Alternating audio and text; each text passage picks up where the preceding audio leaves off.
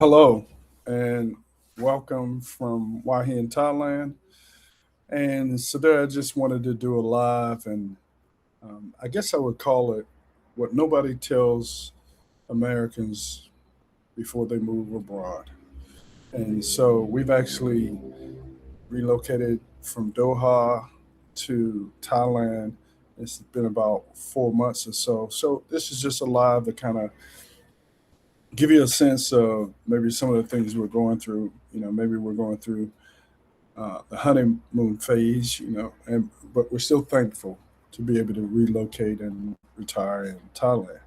So, moving abroad does not magically solve your problems. Um, let's just say it gives you a set of different problems. And I think the biggest myths are people think location alone creates happiness. And I think that's a very big myth because if you're dealing with some stuff emotionally or some other stuff you're dealing with, um, maybe relocating will give you a temporary fix, but it won't be a permanent fix. You're still going to bring your mind, your fears, and your habits. So those internal problems, they still travel with you. For example, if you're anxious in America, you're still going to be anxious in Thailand. So, what actually gets better? Let's see a couple things. The financial pressure is reduced. At least for me, I'm not hustling and bustling and worried about, could I lose my job or would my contract end and those kind of things. It's less daily stress because you're in a more relaxed mode. You're not doing the hustle, hustle, hustle, hustle kind of pace. So it's a slower pace. And in Thailand, we're actually eating better food. We don't eat the big portions that we're eating even in Doha or America. So that helps us.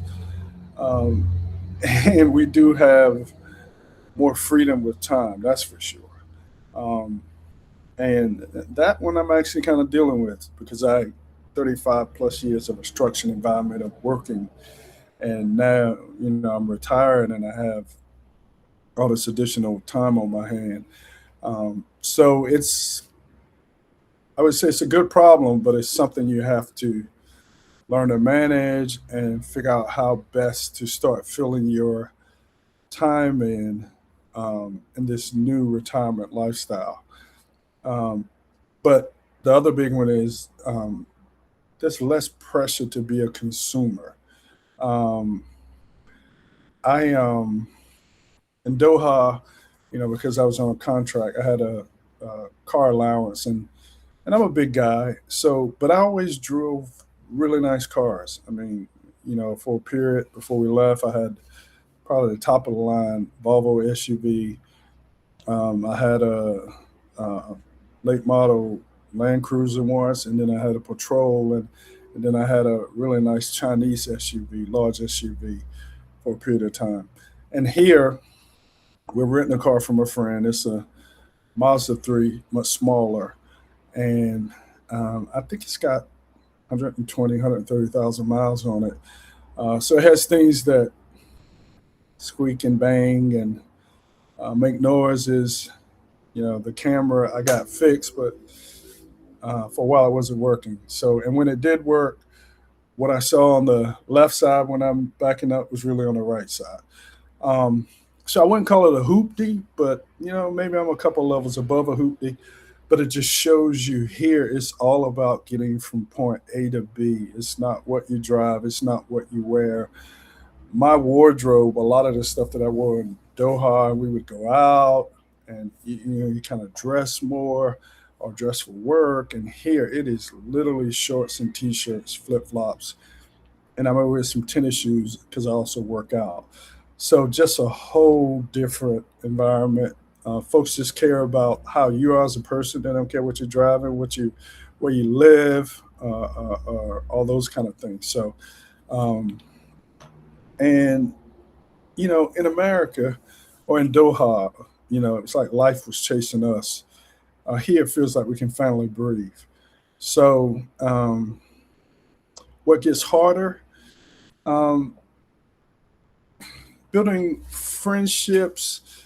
It's easy to connect with people, but I think as we get older and we're kind of setting our ways, some of those connections fall off or they just don't work. Um, so I think sometimes it's not connecting with people, but it's building deeper and longer term friendships. And that we're just at that phase in our life, I think. Missing family is a big one. I've got a 90-year-old, 8-year old mother just had a birthday back in February. I've got a brother, sister in law. I got my wife's family in UK. Um, and then I've got a abundance of friends back in the US. So yeah, we can do phone calls, we do video chat, not as often, I think, as we like to. And a barrier is really the time zone difference. I mean, we're 11 hours ahead. And so you would think it's easy to coordinate. But a while back, I went to the US and it seemed so hard to figure out when I needed to call my wife, Camille, or the video chat. And so I know that a lot of friends are struggling. So the onus becomes on us to reach out with people. And so that kind of takes a additional level of energy because we're probably reaching out with them either first thing in the morning or late in the evening with the time difference. Um, so the other one is you can feel a little bit culturally disconnected. I've accepted the fact that I'm only going to connect to a certain level within the Thai society, and it's probably like other societies. And so, with the language barrier, it can be a bit of a struggle there. And then there's just bureaucracy. I thought it was bad in Doha in terms of getting things done, but here's kind of even harder. Let's say they don't have the systems that we're used to in the Western world. So it takes a little bit of work to, whether it's to sign up for electricity, it's how you pay your bill. Now, granted, a lot of the stuff we can, pay online, but it's setting up those systems that takes a little bit of work. And then you're also really starting your life over. I was an engineer for 35 plus years, and now I'm retired and I had a very structured life around work. And now I've got all this time, which is a blessing. But if you don't figure out how you can use it um, to keep you more engaged and more active, then it can be a curse. So that takes some work. And so nobody warns you how mentally exhausting it can be to rebuild your life. So back home, people knew your role. Now your career identity disappears. You become the foreigner, or here the Faran. So it's quite a humbling experience. Um, so how many people watches this still define themselves by the life they used to have? That's one of the things you're going to have to wrestle with and learn to overcome when you become an expat in a different country. But I will leave you with this. Please take away that there are more positives than negatives, but there are struggles too. A lot of times, unfortunately, the YouTube videos and different things glorify the expat life, and they do get some of it right, but they don't tell you that is like I talked to a friend the other day. He says, "Hey, how things going?" I said, "Yeah, they all right." I said, "But it's not always pies and cakes, or candy, as we would say growing up." So, but I'll leave you with this, And I would ask you, what fears would stop you from moving abroad?